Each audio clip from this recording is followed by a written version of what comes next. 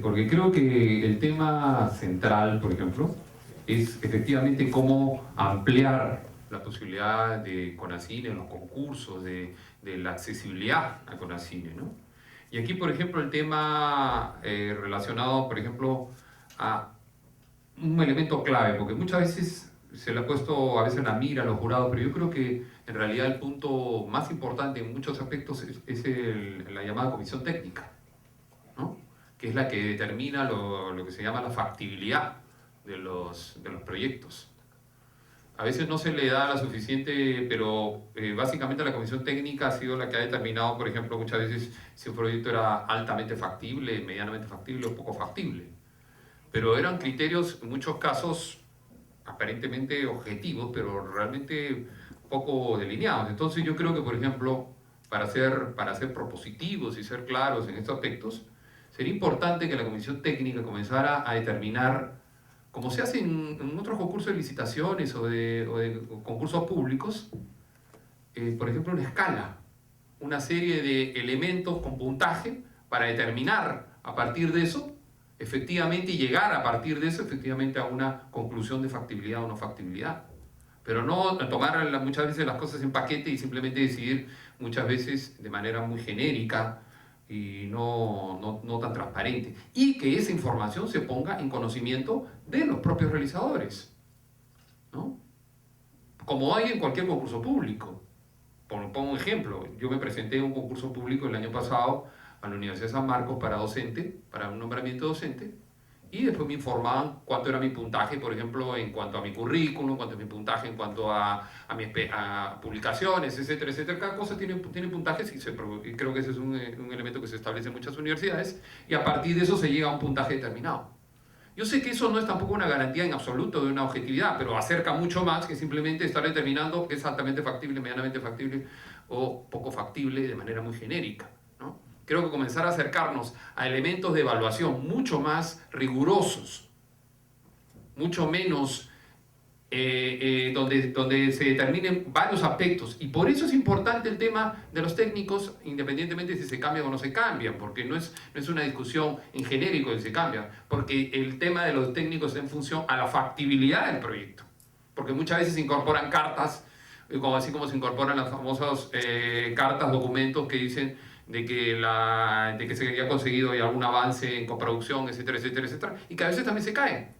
Eso también es cierto, ¿no? Entonces, es muy importante, como repito, buscar en este nivel de la factibilidad, que es uno de los elementos fundamentales que se toma en cuenta para decidir qué proyecto se determina, que haya una mucho mayor rigurosidad en estos aspectos. Incluso, no estaría de más, en los procesos de licitación pública, los que organiza con su CODE, por ejemplo, los que participan en los concursos tienen derecho a nombrar un representante como una especie de, no diríamos de fiscal, pero es una persona que supervisa y reporta a las empresas sobre cuál ha sido, digamos, el comportamiento en ese sentido. Yo sé que eso puede sonar a veces utópico, pensando incluso volviendo al tema de las pocas posibilidades económicas que tiene Conacine, pero tenemos que ir pensando hacia adelante, hacia el futuro. Y en esa perspectiva tenemos que ir formalizando también todos estos procedimientos. Y me parece que eso es una instancia que es fundamental para darle mucho mayor credibilidad y justamente también consenso a los resultados de este proceso. Hay unas cositas que quería aclarar. Todas estas cosas, todos estos criterios, todo esto que acaba de decir, de con qué criterios juzgamos la factibilidad, todo eso se discute en las sesiones que tienen las personas que nosotros hemos elegido. Entonces, para eso hay un consejo directivo, para eso hay ¿por qué cada acto, por qué hay que cuestionar cualquier actividad que haga el Conacine y que tenga que responder de inmediato por qué está actuando de esa manera? Acá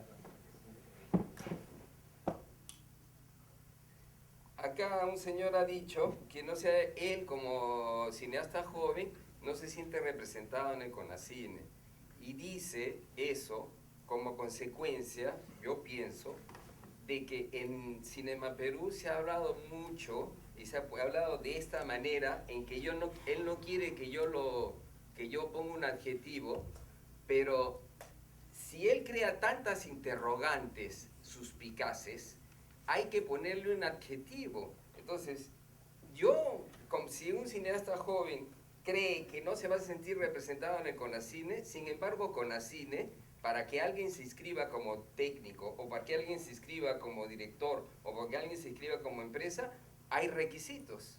Y entonces, para que él esté representado como reconocido como director, ni siquiera, basta con que se presente al concurso, no tiene ni siquiera que ser director de cine, ni siquiera tiene que probar, ¿ya?, que anteriormente haya hecho una película. Entonces yo no veo por qué tiene miedo de presentarse al concurso de CONACINE. Piensa que hay argollas. Esa suspicacia de que piensa que hay argollas ha sido creación de algunas personas que han escrito que vienen de la Unión de Cineastas del Perú. Entonces, yo no voy a poner adjetivos, pero si tú ves algo que cuando ve un gato se le erizan los pelos, y que cuando se te acerca ladra, entonces hay que decir que se trata de un perro. Entonces, si es una persona que hace cuestiones interrogantes, preocupantes, diciendo que el CONACINE trabaja en secreto, que no defiende a sus trabajadores, que no defiende a la cultura, y crea esa suspicacia y vuelve a decir que el manejo es informal, entonces es una persona que es insidiosa o tendenciosa, y hay que ponerle ese adjetivo. Perdón un segundito, ahorita acabo, muchachito, ahorita acabo. Y eso de que no se haya hecho para nada por el cine joven, no es cierto.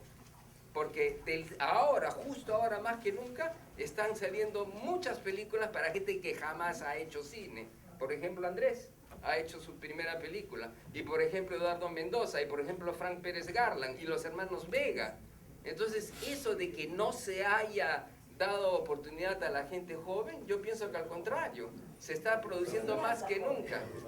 Se está haciendo más que nunca. Entonces, decir que se trata de dinosaurios es falso. Perdón, eso era todo.